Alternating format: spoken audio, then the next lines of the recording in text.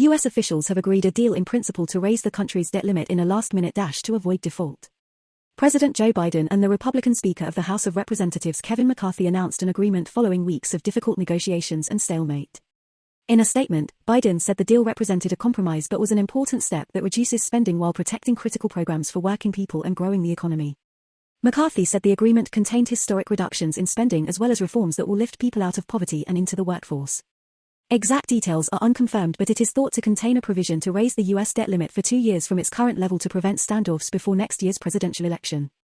The U.S. has never defaulted as a result of debt ceiling procedure, which has been standard practice in the House since World War I and remained largely a formality until the 2011 Republican-controlled House passed the Budget Control Act, which aimed to reduce the federal deficit by imposing strict spending caps and establishing the process of sequestration, triggering automatic spending cuts if deficit reduction targets were not met.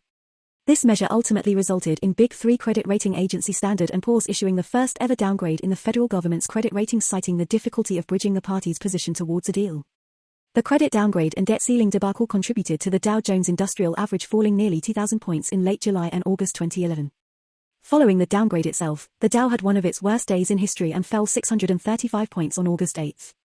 Following an eventual agreement to increase the debt ceiling, the U.S. again reached the debt ceiling on December 31, 2012. The fiscal cliff was resolved with the passage of the American Taxpayer Relief Act of 2012.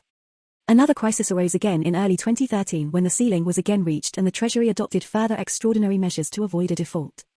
During the Trump administration, the debt ceiling was suspended 3 times by the Republican-controlled House, in 2017, 2018, and 2019, allowing passage of President Trump's Tax Cuts and Jobs Act. The act of raising of the debt ceiling is not the process of approving additional government spending as is widely believed, but is only the administrative conversion by the Federal Reserve of budget deficit into U.S. Treasuries. U.S. Treasuries or government bonds, seen as the most stable investment in global finance, with individuals, global pension funds and governments drawn to the security of the U.S. economic system.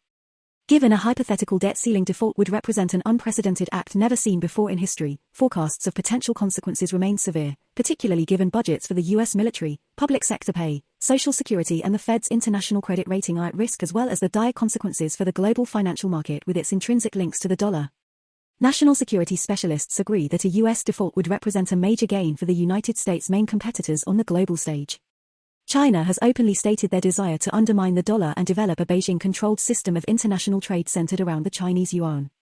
Within this widely verified context, any further damage to the U.S. role in the global economy, or for that matter, Washington's leadership within the global, rules-based multilateral order, would represent an unprecedented victory for Beijing and would be heavily cited as evidence of the decline of the post-1945 global order, empowering their pursuit towards creating a parallel global future, where oppressive authoritarianism and a disregard for human rights go unscrutinized.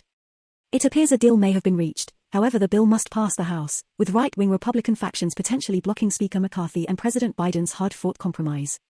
The deal goes before the GOP-controlled House tomorrow, and a positive outcome would see the issue suspended until 2025, after the forthcoming presidential election. However, American security and military specialists and their global allies, as well as global markets who are fighting for revival following a prolonged environment of challenges, remained forced to include any future debt standoff in their planning for major future risk, alongside the myriad of other unpredictable global forces and potential events.